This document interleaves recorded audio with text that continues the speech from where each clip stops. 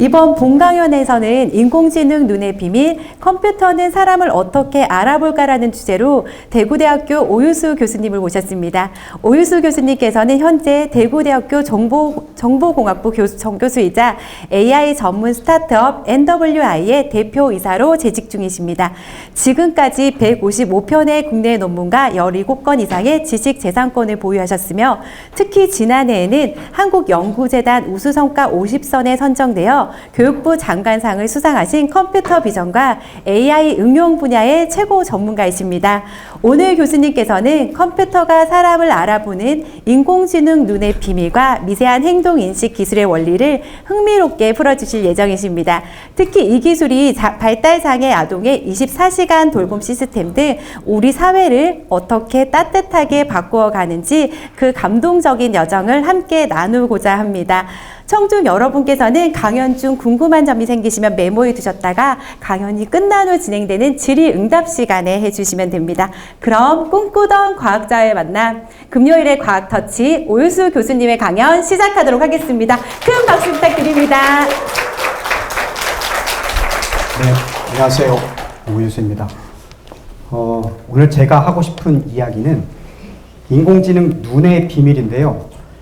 사람이 보는 눈하고 인공지능이 보는 눈, 뭐가 다르고 같을까를 초점에 두고 설명을 하려고 합니다. 사실 제가 조금 전 연령층이라고 해서 타겟을 중학생 정도로 생각을 하긴 했었습니다. 최대한 쉽게 여러분들에게 한번 설명해 보겠습니다. 저는 AI를 주로 하고 있습니다. 머신러닝이라고 해서 AI를 구현하기 위한 기술인데요. 그 기술 안에는 딥러닝이라는 특별한 기술도 있습니다. 이런 분야를 중점적으로 하고 있고 특히 제가 회사를 운영하고도 있습니다. 그래서 실무에서도 아직까지도 제가 지금 50인데 아직까지도 코딩을 하고 있습니다. 그래서 실무 영역에서 어떻게 적용할 수 있을까를 조금 더 여러분들한테 잘 설명해 줄 수 있을 것 같습니다. 먼저 들어가기 전에 인공지능의 눈으로 볼 수 있는 것이 무엇일까입니다. 여기 보이는 프로그램은 이제 저희가 만든 프로그램입니다.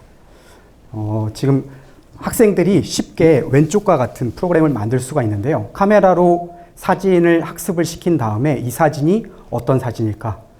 이 연구는 고양이와 강아지 사진을 주고 학습을 한 다음에 새로운 고양이나 강아지 사진을 주면 맞추게 하는 겁니다.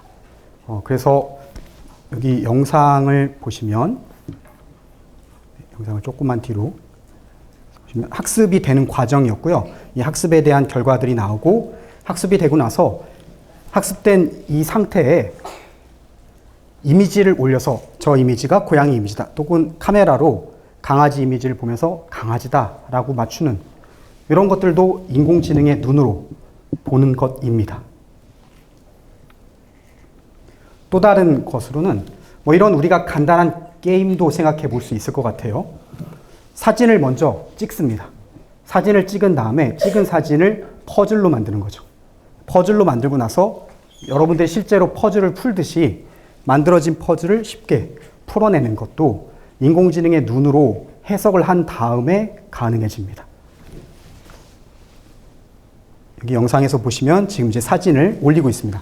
올린 사진을 저렇게 퍼즐로 만든 다음에 퍼즐을 움직이면서 게임을 하듯이 만들 수도 있는 거죠. 이 게임의 결과물은 사실 이후에 있는 응용이지만 그 전에 이 게임을 동작시키기 위해서 한 일은 인공지능이 눈으로 먼저 이 내용을 학습한 것이라고 볼 수 있습니다. 또 다른 예제인데요. 지구를 깨끗하게 지키기 위해서 간단한 응용을 한번 만들어 봤어요. 쓰레기를 분리수거함으로 나눠서 하는 건데 그러려면 AI한테 먼저 쓰레기가 뭔지를 가르쳐야 됩니다. 여기 밑에 있는 항목별로 유리, 금속 등에 따라서 가르칩니다. 해당 항목들을 열심히 가르친 다음에 AI가 그 다음에 이거를 맞추게 하는 겁니다.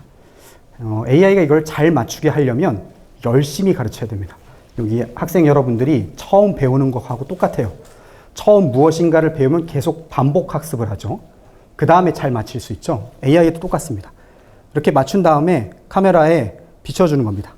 그러면 처음에 맞추고 처음에 플라스틱이라고 지금 현재 마지막에 맞춘 거는 사실 종인데 플라스틱이라고 나왔어요.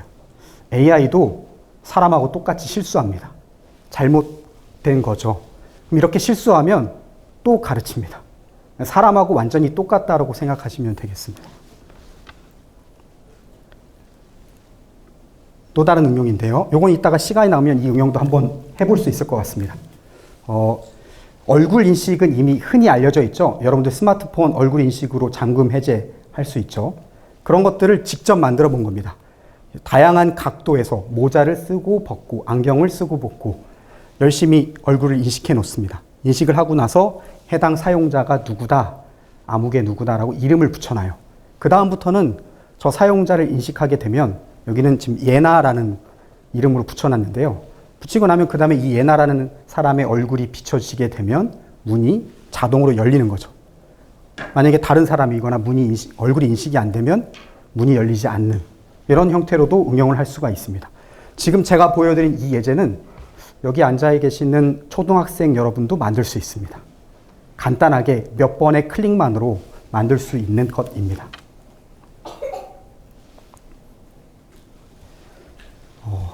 우리 화재가 나면 굉장히 위험하죠. 이 화재가 나면 화재가 난 자체도 위험하지만 어느 위치에 화재가 났는지도 굉장히 중요해요. 또 화재에서 중요한 게 불꽃도 중요하지만 연기도 중요합니다. 지금 여기서는 연기랑 불꽃을 각각 저렇게 박스를 쳐서 인식을 해놓는 과정입니다. 이제 학습을 하는 거죠. 화면상에 저 공간은 불꽃, 저 공간은 연기라고 열심히 학습을 해놓습니다. 저렇게 네모 상자를 친 다음에 학습을 시키고 나서 그 다음에 새로운 이미지가 들어오면 새로운 이미지에 해당되는 공간에서 어느 부분이 불꽃이고 저렇게 라이터를 켜면 어느 부분이 불꽃이고 또 이미지를 넣으면 어느 부분이 연기인지를 저렇게 인식할 수 있는 겁니다. 그래서 화재가 발생했을 때 정확하게 어느 위치에 화재가 발생했는지를 알 수 있습니다. 초등학생 여러분들 조금 열심히 하면 하실 수 있습니다. 이제 제 생각에 이거는 한 중학생 정도 되면 할 수 있는 구현 기술이라고 볼 수 있습니다. 제가 이렇게 여러 가지 AI의 눈으로 볼 수 있는 예제들을 보여드렸는데요. 같은 장면을 다른 시선으로 바라본다라고 볼 수 있습니다. 여러분들 카메라 쓰죠?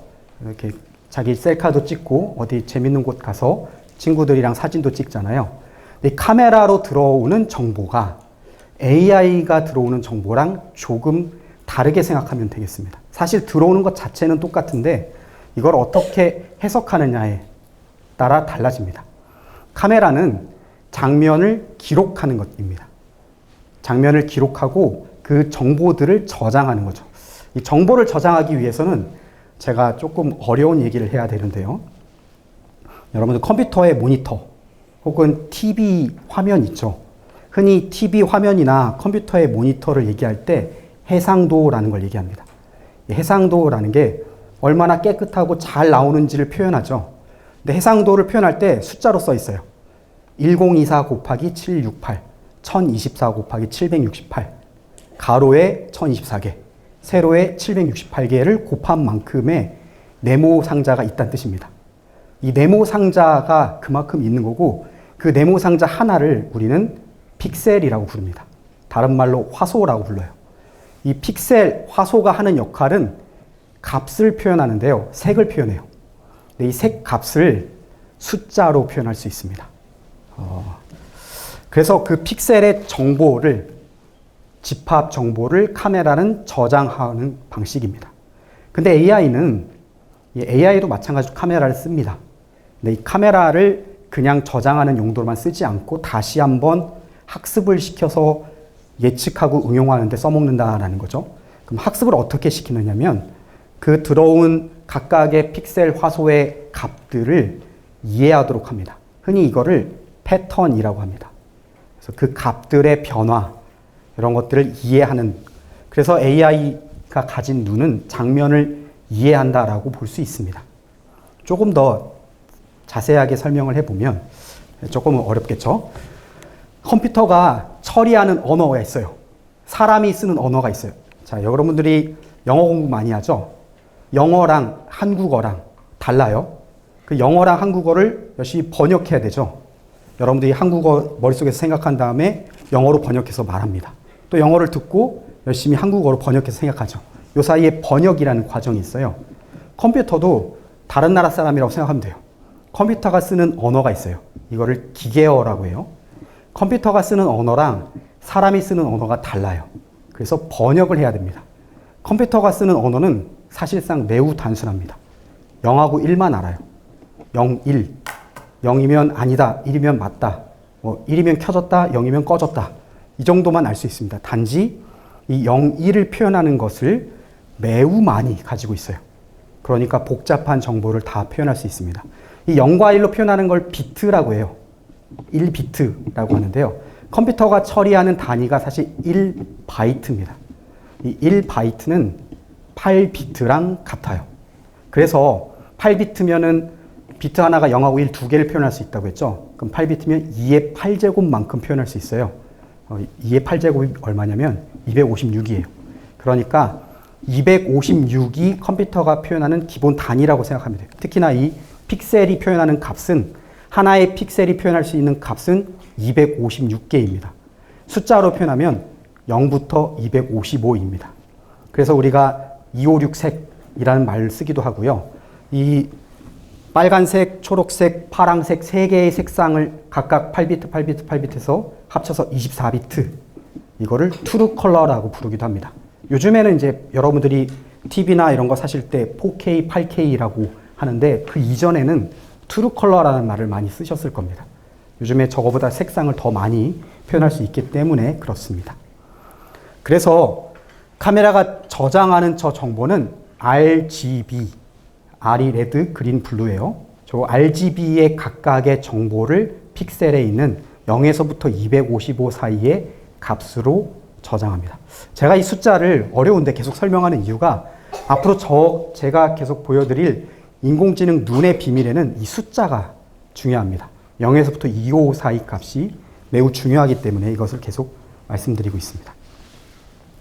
AI의 눈은 그럼 저기 보이는 저 화면처럼 보이는 것처럼 0부터 255 사이의 값이 적혀 있는 빨간색, 초록색, 파랑색 이런 판들이 있으면 얘네들을 다 합쳐서 하나의 이미지로 보고 이 변화되는 모양을, 패턴을 저장하고 학습한 다음에 인식하는 겁니다. 그렇게 해서 이해할 수 있는 방식입니다. 자, 그럼 이렇게 AI가 가진 눈하고 일반적인 카메라가 가진 눈이 다른데요. 이거를 저는 특수한 분야에 한번 적용해 봤습니다. 특수한 분야는 특수교육 현장인데요. 조금 장애를 가진 아동들이 모여있는 학급에 적용을 해 봤습니다. 이 장애를 가진 아동들은 관찰을 꾸준히 해야 돼요. 24시간 동안 관찰을 하면 좋겠죠. 근데 사람은 선생님이 볼 수 있는 여러분들을 바라보는 눈은 사람이니까 지칩니다. 눈도 깜빡이고 졸리면 자기도 하고 퇴근 시간 되면 퇴근해야 됩니다. 그리고 사람인지라 계속 보고 있다고 해도 그걸 계속 100% 이해하고 있다라고 생각하지 않을 수 있겠죠. 집중도가 떨어질 수 있어요. 근데 만약에 지치지 않는 눈이 있다면 24시간 동안 계속 바라보고 판단할 수 있다면 얼마나 좋겠어요? AI의 눈이 바로 그런 눈입니다. 이 특수교육 학급의 현장에는 사실 어려움이 많아요. 선생님 한 명이 교육을 받는 이 장애를 가진 학생들을 관리를 해야 되는데 일반 학생들은 사실 선생님 한 명이 얘기를 하면 학생들이 말을 듣고 잘 수행을 하죠. 이제 장애를 가진 학생들은 그게 어려움이 있습니다. 그래서 한 명의 교사가 여러 명의 이 학생들을 관리하고 또 그거를 수기로 기록합니다. 손으로 이렇게 필기해서 기록을 해요. 또 사람이니까 실수할 수 있겠죠. 이런 것들의 어려움이 많이 있었습니다. 이런 어려움을 극복하려면 AI의 눈을 활용하면 좋겠다라는 생각을 하게 되었습니다. 그러면 다시 AI의 눈이 어떤 원리냐? AI는 세상을 숫자로 봅니다. 저기 이제 왼쪽에 사람이에요. 제가 그렸는데요. 이 사람의 그림을 보면 여러분들 눈에는 왼쪽이 사람이구나 라고 생각할 수 있겠죠. 근데 AI가 보는 눈은 오른쪽과 같습니다. 숫자입니다. 저기 숫자는 0부터 255 사이 값입니다. 잘 보시면 0에서 255 사이 값을 벗어나지 않아요.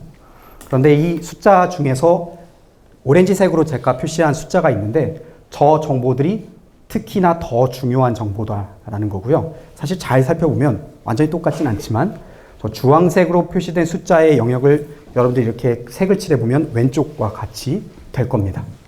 그래서 AI가 바라보는 눈이 사람의 얼굴을 그대로 쓰지 않고 숫자의 행렬로 표현한다라고 볼 수 있습니다. 이 사람으로 치면 눈, 코, 입 위치랑 밝기 이런 것들을 말씀드린 0부터 255 사이 값으로 바꿔서 표현을 하고 아, 여기에 사람이 있구나. 여기에 이런 얼굴의 사람이구나. 또 이런 또 다른 얼굴의 사람이구나 라는 것을 인식하게 되는 겁니다. 이게 바로 AI가 인식하는 방식입니다. 죄송합니다. 영어로 써서. 여기에 왼쪽에 사실 도전행동인데요.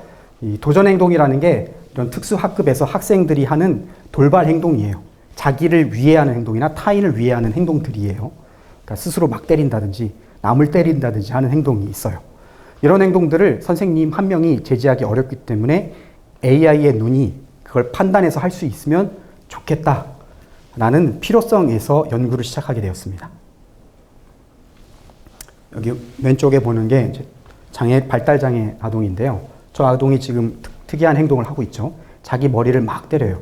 심하면 다칠 수 있기 때문에 저게 헤드기어를 쓰고 하기도 합니다. 이런 행동을 하게 되면 저런 행동을 제지해야 되겠죠. 그런데 여기 이제 부모님들도 계시지만 발달장애 아동의 부모님들도 계실 거예요. 이런 학생들의 정보를 잘 가지고 있어야지 AI의 눈을 잘 만들 수 있는데 그러려면 정보를 수집해야 됩니다. 영상을 획득해야 되는데 아무래도 어려움이 많습니다. 사실 제공해 주시지 않고 하기 때문에 사실상 직접 받지는 못했습니다. 그래서 저기 오른쪽 위에 있는 것처럼 저희가 직접 만들었습니다. 저기는 이제 학과를 다니는 대학생들이 직접 연기를 한 데이터를 가지고 만들었습니다. 총 124명의 참가자가 있었고요. 22,894개의 비디오 영상 데이터를 수집했습니다. 그래서 우리가 알고자 하는 행동은 20개입니다. 20개에 아무것도 안 하는 행동 1개 해서 21개라고 표시한 건데요. 자해 행동 1개, 5가지가 있는데요. 자해 행동은 자기 스스로를 때리거나 꼬집거나 이런 행동이에요. 그 다음에 공격 행동은 다른 사람한테 공격하는 행동 15가지입니다. 발로 차거나 목을 조르거나 때리거나 하는 행동들이 되겠습니다. 이런 행동들을 가지고 수집을 했어요. 이렇게 수집을 하는 이유는 AI의 눈이 판단을 하려면 잘 학습을 시켜야 됩니다.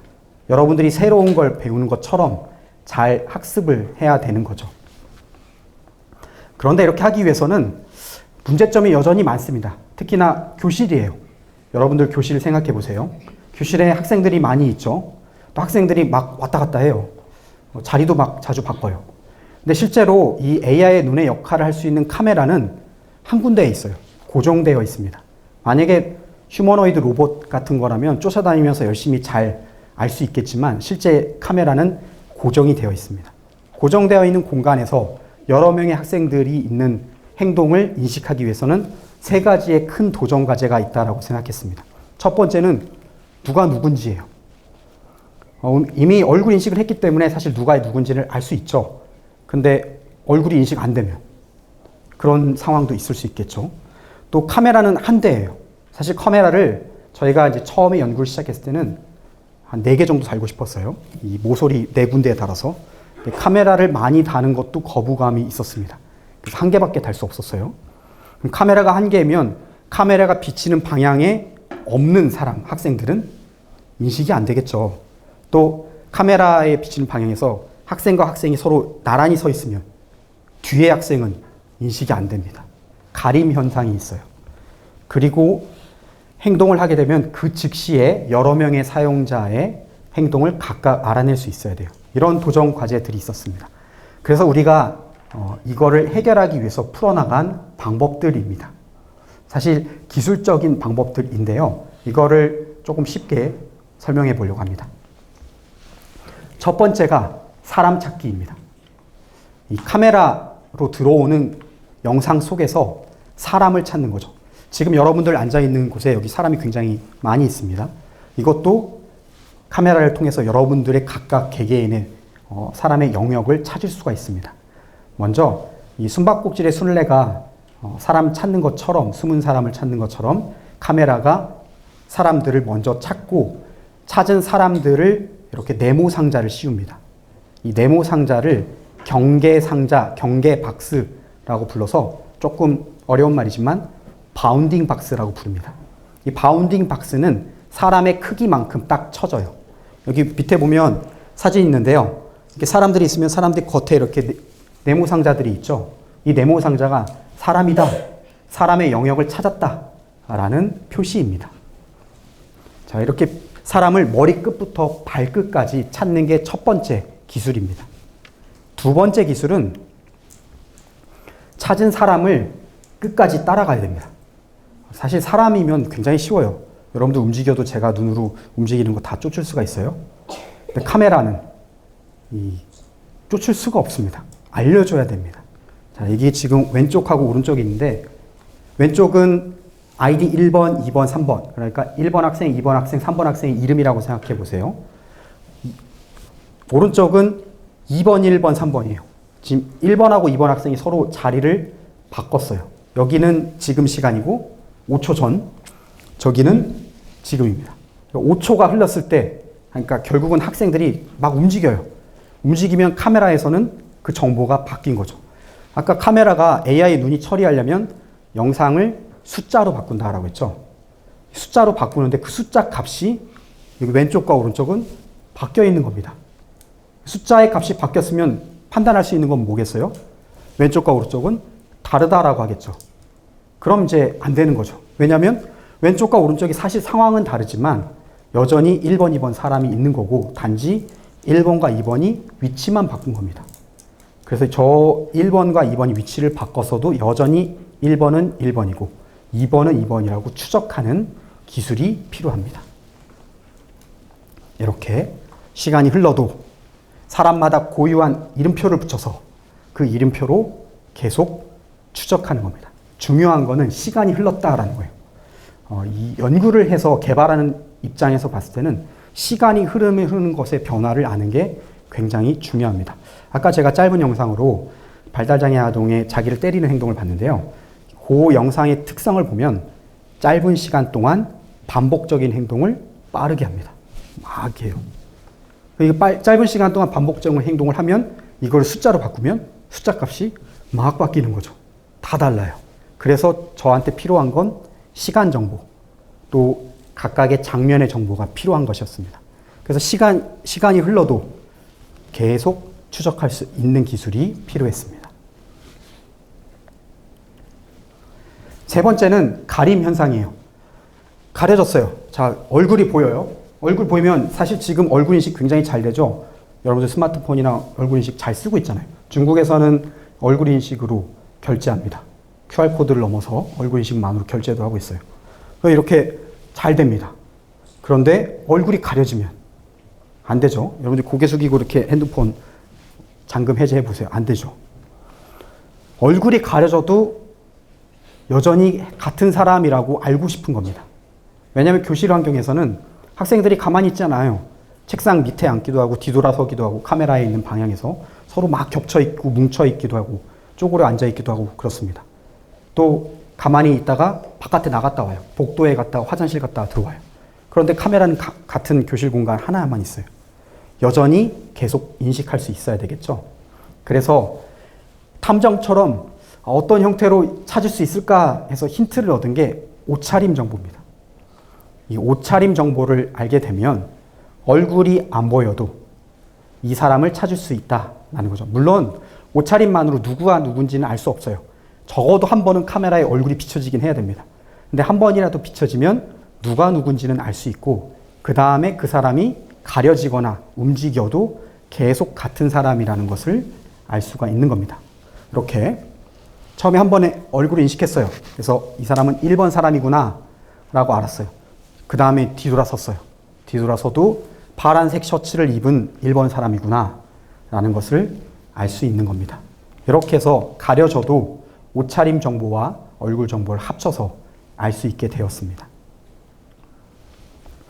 그 다음에 이제 행동을 인식하려면 뼈대로 행동을 읽는 방법을 생각해냈습니다. 여기 왼쪽은 우리가 보는 눈이죠. 사람이 보는 눈, 카메라로 찍은 화면이 왼쪽이에요. 달리기 하고 있죠, 이 사람이. 근데 이 오른쪽이 AI가 보는 눈입니다. AI가 보는 눈은 뼈대를 봐요. 스켈레톤이라고 하죠. 스켈레톤과 같은 뼈대만 봅니다. 근데 뼈대만 보지 않고 뼈대에 있는 관절까지 봅니다. 저기 점으로 찍은 게 관절이에요. 관절과 뼈대를 봅니다. 이유가 왜 그렇겠어요? 자, AI는 숫자로 표현한다라고 했죠. 그런데 뒤에 배경이 바뀌면, 그러니까 여러분들이 나는 난데, 나는 지금 여기 강당에 있기도 하고, 나는 집에 있기도 하고, 나는 학교에 있기도 해요. 근데 카메라로 찍으면 뒤에 배경이 강당, 학교, 집 계속 바뀌어 있죠. 근데 그거를 숫자로 바꾸면 다 다른 값이 되겠죠. 근데 나는 나입니다. 내가 하는 행동은 주변에 있는 배경의 정보가 바뀌어도, 내가 옷을 바꿔 입어도, 모자를 쓰든 안 쓰든 해도 내가 행동을 하게 되면 그 행동은 같은 행동이라고 인식을 해야 됩니다. 그래서 정확하게 움직임에 대한 정보만 얻기 위해서 뼈대를 쓴 겁니다. 그래서 뼈대 정보를 인식을 했습니다. 인식을 하게 되면 이렇게 되겠죠. 제가 열심히 한번 만들어 봤어요. 지금 열심히 뼈대로 움직이고 있죠. 저기 주황색 점들이 관절이에요. 이 관절과 뼈대로 움직이면 저 움직임 정보를 알 수 있습니다. 자, 그럼 이걸 어떻게 알 수 있냐? 제가 지금 동영상 얘기를 해야 되는데요. 흔히 우리 동영상 얘기할 때 30프레임, 60프레임이라는 말을 해요. 이게 이제 30프레임 per sec, 60프레임 per sec, 세컨드, 1초에 60장이란 뜻이에요. 자, 생각해 보세요. 1초 동안 60장의 이미지를 여러분들한테 보여줘요. 싹 보여줘요. 우리는 구분 못 합니다. 사람이 1초 동안 60장의 이미지를 한 번에 봤다고 생각해 보세요. 구분 못 하겠죠? 실제로 여러분들이 TV나 스마트폰에서 보는 영상이 다 그런 식이에요. 특히나 여러분들 혹시 여기서는 아마 그런 고사양의 게임을 하는 학생이 없을 수도 있을 것 같은데, 슈팅 게임 같은 거 보면 고사양의 게임은 막 120Hz 이래요. 그러면 1초에 120장 막 나간다는 거예요. 총알이 막 나간다는 거죠. 이런 것들은 사람 눈으로 구분을 못해서 마치 움직이는 것처럼 느끼는 겁니다. 여러분들 그 만화책에 보면은 움직이는 만화책 내가 하나씩 그려요. 하나씩 그린 다음에 이렇게 스르륵 하면 얘가 막 움직이는 애니메이션이 되죠. 그런 것들과 같은 원리입니다. 그 이미지 하나를 프레임이라고 부릅니다. 그 이미지 하나를 프레임이라고 부르고 이걸 겹쳐서 한 번에 보여줘서 이거를 동영상이라고 하는 건데요. 제가 예시로 한번 8개의 이미지만 만들어 봤어요. 왼쪽부터 오른쪽까지 8개 이미지고 순서대로 시간의 흐름대로입니다. 쟤를 1초 안에 보여주면 밑에처럼 되는 거죠.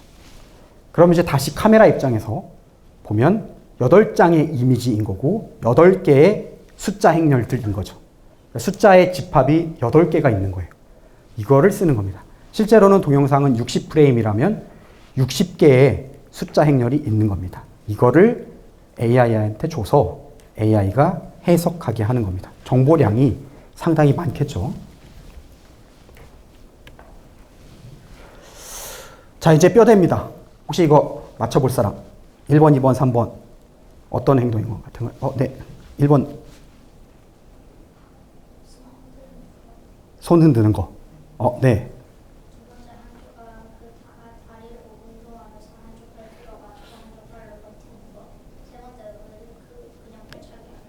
아, 네. 네, 감사합니다. 사실, 이게 이제 뼈대만 보고 여러분들이 이해할 수 있게 하려고 하는 거였어요. 이따가 저한테 선물 받아가세요. 네.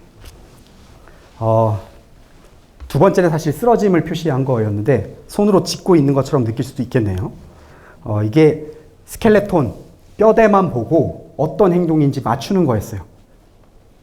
AI도 이 뼈대만 보고 어떤 행동인지 맞추게 하는 겁니다. AI는 한 장이 아니라 조금 전에 보여준 것처럼 여러 장을 가지고 한다라는 거죠. 사람은 실수해요. 근데 AI는 실수 안 할까? AI도 실수합니다. 이런 겁니다. 마네킹 보고 사람이라고 인식할 수 있어요. 그다음에 프린트된 옷에 있는 사람 얼굴, 저걸 보고 사람이라 할 수도 있고, 거울에 비친 얼굴. 요즘에 여러분들 중국에 있는, 요즘 중국이 휴머노이드 로봇 굉장히 발전했는데 그 중에 좀 우스운 영상들도 꽤 나오죠. 거울을 향해서 막 달려가서 거울을 깨트리는 이런 게 있는데 그게 이제 거울에 반사된 걸 보고 사람이라고 인식하거나 잘못 판단한 경우가 있어서 그래요.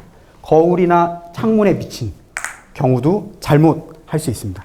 이렇게 잘못하는 경우에 어떻게 해야 될까요? 여러분들이 하는 거랑 똑같아요. 자, 여러분들이 수학 문제 풀다가 틀렸어요. 그거 어떻게 해요? 네, 이따가 오세요. 다시 공부하죠. AI도 똑같습니다. 이거 틀렸으니까 틀린 이미지 계속 알려줍니다. 또 학습을 시키면 됩니다. 그러면 다음번에는 이 마네킹, 뭐 티셔츠에 프린트된 거, 거울 속에 반사된 것들을 다 알아낼 수가 있습니다. 그래서 이런 문제들을 가지고 지난 3년 동안 제가 열심히 연구를 했고요. 연구한 결과물들입니다. 근데 사실 3년 동안 하면서 한 번에 짠 하고 나온 게 아니라 연차별로 계속 발전했어요. 첫 번째, 1년 차에는 저렇게 공간상에서 학생들이 행동을 하게 되면 파란색 글씨로 어떤 행동이 나오는 겁니다. 내가 초킹, 목을 조르고 있다 라고 하거나 뭐 힙 해서 때리고 있다. 잘 되죠. 인식이 잘 됩니다. 근데 2명의 사용자가 가만히 있습니다. 절대 자리를 안 바꿔요. 가만히 있으면서 행동을 해요. 이런 경우에 인식이 잘 됐습니다. 이걸 잘 되게 하기 위해서 시간의 정보랑 공간의 정보를 썼어요. 혹시나 딥러닝에 관심 있는 학생은 공간의 정보로 표현할 수 있는 가장 기본적인 알고리즘이 CNN이라는 거예요. 그리고 시간의 정보를 가장 잘 표현한 게 LSTM이라는 건데요. 2개를 합친 겁니다. 저기 콤브 LSTM이 CNN이 사실 합성곱 신경망이라는 뜻인데요. 합성곱이라는 게 더하고 곱한다는 뜻이에요. 뭘 더하고 곱하냐? 아까 그 숫자예요. 숫자를 열심히 더하고 곱하면 연산하는 방식입니다. 2가지를 합쳐서 시간의 정보, 공간의 정보, 시공간 정보를 가지고 1차년도 해봤습니다. 아무래도 어려움이 있었죠. 그래서 2차년도에 움직이겠어요. 조금 더 움직이게 하고 좀 다양한 행동을 더 해봤습니다. 조금 다른 걸 보이죠? 이제 바운딩 박스가 보입니다. 초록색으로, 연두색으로 사람의 영역을 바운딩 박스를 만들었고, 그 다음에 스켈레톤이, 뼈대가 보이죠? 그리고 점들이 보여요. 관절이 보입니다. 우리가 관절 정보를 총 35개의 관절 정보를 썼어요. 관절의 좌표, 관절의 각도, 관절과 관절 사이의 거리 정보 합쳐서 35개의 관절 정보를 썼습니다. 그렇게 해봤더니 네, 잘 나왔어요. 조금 잘 나왔어요. 그래서 그럼 잘 나왔으니까 일단 한번 테스트 해보자. 실제로 갔습니다. 여기는 경주에 있는 경리학교예요. 발달장애 아동들이 있는 특급학교입니다. 여기 특수학교에 가서 실제로 테스트를 해봤어요. 교실에 여기 선생님 자리에 이 AI 카메라를 놓고 한번 행동을 하게 했어요. 바운딩 박스가 잘 쳐지고 앉아서 서서 행동을 하는데 행동 인식이 잘 되는 건 알 수 있었습니다. 물론 여전히 많이 움직이지 않습니다. 그래서 3차년도에 우리의 결국 목표는 많이 움직이는 거, 실제 환경이에요. 또 사용자들이 키가 다 다르고 성별도 다르고 몸의 크기도 다를 수 있죠. 그럼에도 불구하고 여전히 잘 인식하게 만든 겁니다. 저기 오른쪽은 뭐가 뭔지 모르겠죠. 굉장히 복잡한 건데 저런 복잡한 설계를 했어요. 해서 결국은 인식하게 만들었습니다. 그래서 이렇게 만들었는데요. 제가 이제 다시 그림을 쉽게 그려봤는데 위에서 아래 거를 보시면 됩니다. 시간의 흐름에 따라서 이 학생이 계속 뭔가 행동을 하고 있죠. 팔을 흔드는 행동을 하고 있어요. 그런데 관절의 좌표가 파란색은 그대로 쭉 똑같은 위치인데 특별히 많이 움직이는 관절이 있죠. 많이 움직이는 건 노란색과 분홍색으로 표시했습니다. 많이 움직이는 정보는 중요하죠. 많이 움직이는 정보가 중요하니까 더 중요하게 써야겠죠. 그런데 우리가 이거를 숫자 정보로 그냥 쓰면 많이 움직였다가 안 나오잖아요. 그래서 이 많이 움직이는 정보에는 좀 더 뭔가를 더 곱해줬습니다. 가중치라는 걸 더 곱해줬어요. 그러면 더 많이 쓰겠죠. 내가 관심 있는 거에 가중치를 더 많이 줘서 많이 움직이게 하는 방식입니다. 기술 용어 아는 것도 좋으니까 이런 거를 셀프 어텐션이라고 해요. 딥러닝에서 셀프 어텐션이라는 기법인데요. 셀프 어텐션을 적용한 트랜스포머 기술입니다. 이런 것들을 한번 활용해 봤고, 그래서 이제 실제로 학생들한테 왔다 갔다 하게 해봤어요. 지금 2명의 학생이 자리를 바꾸기도 하고 서로 뒤돌아서기도 하고 뒤통수 안 보이기도 하고요. 왔다 갔다 들락날락 하게 했습니다. 이렇게 했더니 여전히 추적이 잘 되고 각 학생을 인식한다는 걸 알 수 있었어요. 아까 말한 대로 옷 정보를 썼어요. 옷의 정보를 넣고 옷의 정보는 사실 4가지 정보를 같이 썼어요. 처음에 일단 얼굴 인식을 합니다. 근데 얼굴 인식이 안 됐어요. 실패했을 때. 한번 얼굴 인식을 했을 때는 이렇게 먼저 저장해야 되겠죠. 누가 누구인지 저장해야 돼요. 여러분들이 스마트폰 설정할 때도 여러분들 얼굴 처음에 등록하죠.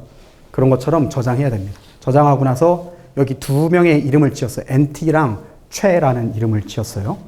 2명의 저장한 다음에 여기 잘 보면 네 번째 영상을 보면 저기 멀리에 창문에 비친 영상도 나와요. 아까 이게 잘못된 정보라고 했죠. 잘 보면 창문에 비친 정보는 unknown이라고 표시했습니다. 우리가 최랑 NT라고 표시한 학생은 최랑 NT로 잘 나오게 했고 등록하지 않은 3번째 사용자이거나 창문에 비친 영상들은 다 unknown으로 표시해서 잘못된 사용자다라는 걸 표시하게 했습니다. 이렇게 가려져도 잘 알 수 있게 한 게 바로 옷 정보인데요. 옷 정보에 실제로 뭐 썼냐면 색상 정보, RGB라는 빨간색, 초록색, 파란색의 색상 정보를 썼고 또 채도, 명도와 같은 정보도 썼고요. 그 다음에 모양, 질감이나 이런 결 같은 걸 표현할 수 있는 모양 정보도 썼고 이 모양의 방향 정보도 썼습니다. 그러니까 줄무늬인지 이런 것들을 썼어요. 이 4가지의 정보를 복합적으로 활용을 해서 결국은 알아내게 된 겁니다. 자, 여기 보시면 파란색이 최고, 초록색이 NT예요.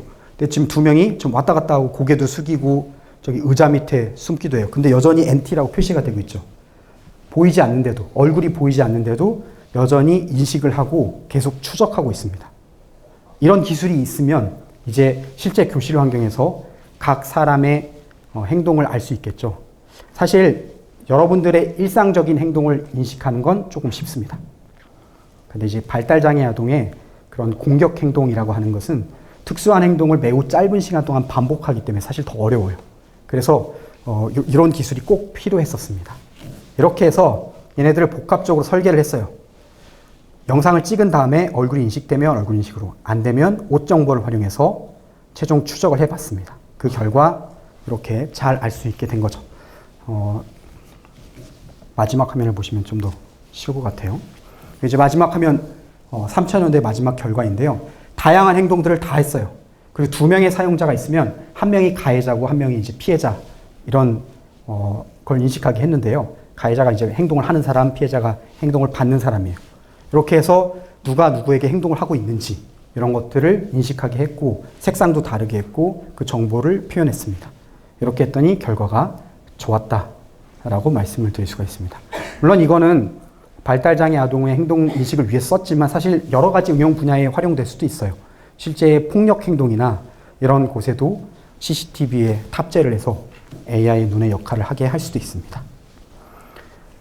자, AI의 눈이 결과를 알아냈어요. 근데 알아낸 결과를 해석을 하려면 지금은 제가 여러분들한테 설명을 하니까 여러분들 쉽게 알아들었죠. 근데 이제 일반적으로 학교에 있는 선생님들이 써먹으려면 얘를 좀 더 쉽게 설명해 줘야 되겠죠. 그래서 모니터링 할 수 있는 시스템이 필요했습니다. 이 영상을 가지고 AI가 분석하면 분석한 결과를 실시간으로 대시보드라는 형태로 보여줘서 선생님들이 모니터링하게 만든 겁니다. 우리가 이거를 선생님을 돕는 눈이라고 생각했어요. 행동 모니터, 비헤이비어 모니터라고 생각했습니다. AI에 본 것을 사람이, 선생님이 읽을 수 있는 방식으로 돌려주는 겁니다. 대시보드니까 결국은 그래프처럼 표현한 거예요.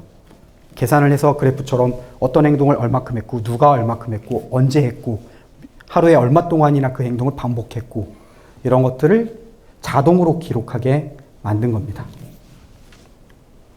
그래서 우리는 이거를 비헤이비어 모니터, 줄여서 비몬이라고 부르고 있어요. 이렇게 비몬으로 만들어서 오른쪽에 보시면 맨 오른쪽에 2개의 그림이 실제로 우리가 만든 비몬 서비스이고요. 지금도 서비스가 돌아가고 있습니다. 이렇게 해서 선생님들이 중재라는 걸 할 수 있습니다. 행동을 하게 되면 자, 행동을 하지 말아야 된다. 이 행동을 하지 말기 위해서 하는 중재 활동을 하고 나서 얼마큼 좋아졌는지 이런 것들을 확인할 수 있게 만든 겁니다. 그래서 연구를 여기에 국한시키지 않고 실제 적용해 봤어요. 아까 했었던 경주 경희학교에 적용해 봤고 대구 남양학교에도 적용해 봤습니다. 그래서 이게 경희학교에 적용한 영상이고 실제 학생들입니다. 잘 보시면 진한 초록색 말고 서로 다른 색깔 있죠? 파란색, 빨간색과 같은 서로 다른 색상을 보면 학생들의 이름을 정, 최, 리, 김으로 했어요. 실제 이름은 아닙니다. 이렇게 임의로 지어놓고 이 학생들이 일어났다가 앉았다가 또 들어갔다 나갔다 합니다. 사실 그 특수한 공격 행동을 매번 하진 않아요. 어쩌다 합니다. 그러니까 일반 행동도 계속 인식할 수 있어야 되겠죠. 이렇게 학생들을 하는데도 잘 인식이 된다라는 걸 알 수 있었습니다. 여기는 대구 남양학교입니다. 여기 선생님 자리 여기에 카메라가 있습니다. 저기 저 학생이 지금 자기 머리를 때리는 행동을 하고 있어요. 그러면 선생님이 하지 말라고 저렇게 가죠. 바운딩 박스가 다 쳐져 있고 행동을 한 학생의 아이디가 붙어 있고요. 그 행동을 한 학생이 어떤 행동을 하는지가 여기 왼쪽 상단에 흰색 글씨로 표시가 되고 있습니다. 셀프 히팅, 스스로 때리기라고 나오고 있죠. 셀프 히팅을 한 번 했다, 몇 번 했다 이런 게 나옵니다.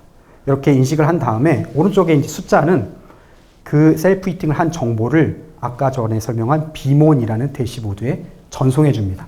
그럼 선생님이 스마트폰이나 자기 컴퓨터를 통해서 확인을 해보고 행동을 이렇게 했으니까 이걸 어떻게 지도를 해야지라는 계획을 세울 수 있게 만든 겁니다.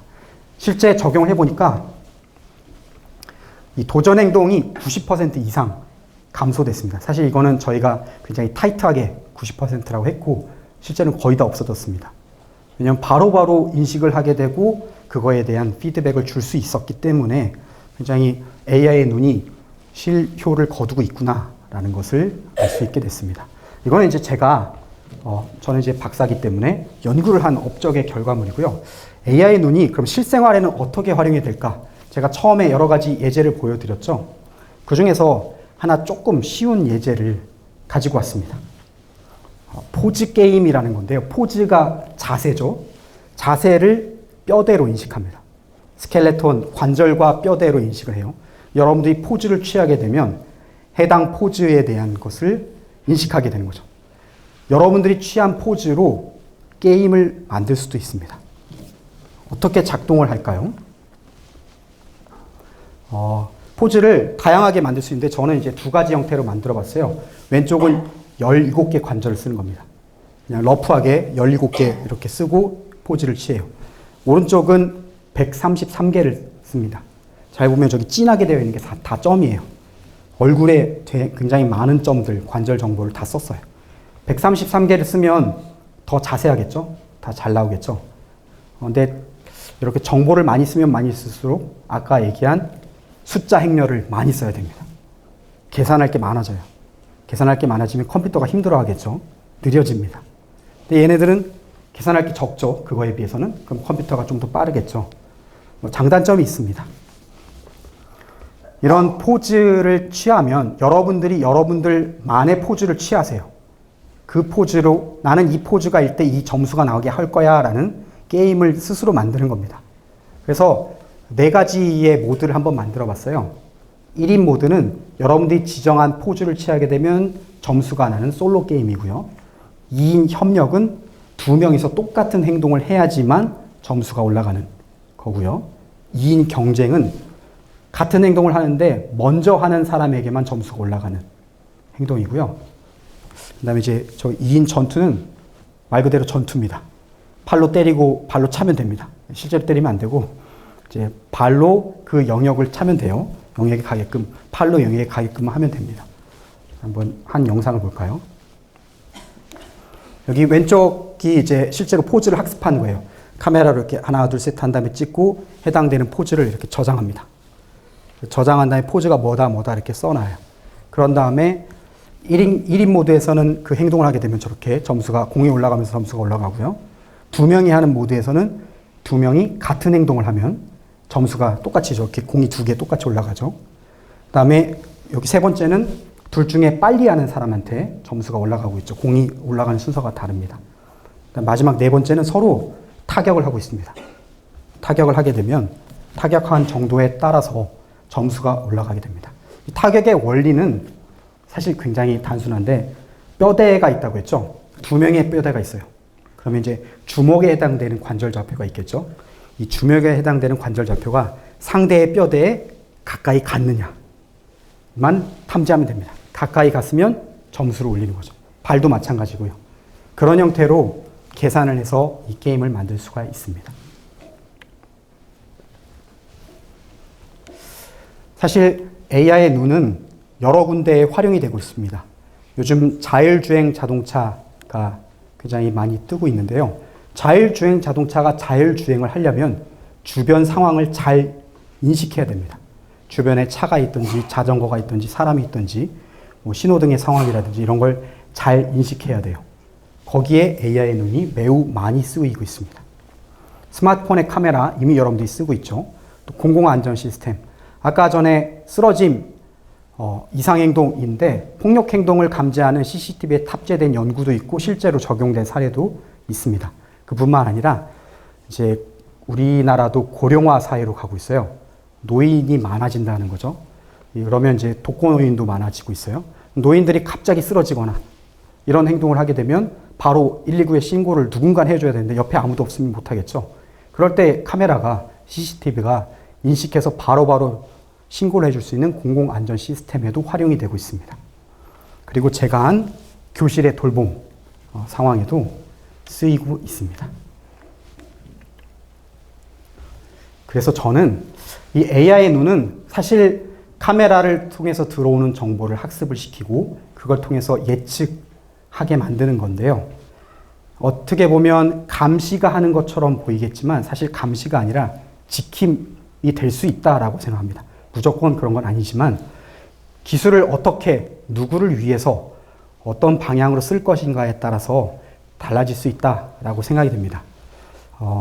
사실 거창하게 인공지능의 눈의 비밀을 파헤쳐 보고자 강연을 시작했지만 사실 인공지능 눈의 비밀은 어려운 수학적 계산에 있었고 거기에 있지 않고 기술로 보면 굉장히 화려한 기술이 많이 있어요. 딥러닝에 굉장히 어려운 기술들이 많이 들어가 있어요. 그렇지만 그게 아니라 사람을 향한 끊임없는 관심을 사람이 줄 수 없는 것을 도와주는 보조적인 도구로 활용하면 더 좋지 않나 이렇게 생각을 하게 됩니다.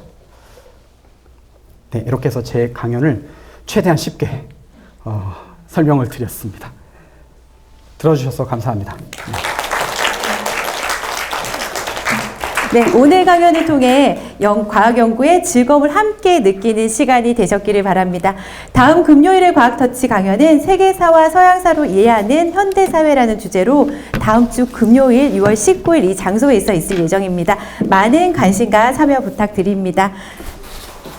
금요일의 과학터치 이상으로 오늘의 강연을 마치겠습니다. 함께해 주신 모든 분들께 감사드리며 즐거운 주말 보내시기 바랍니다.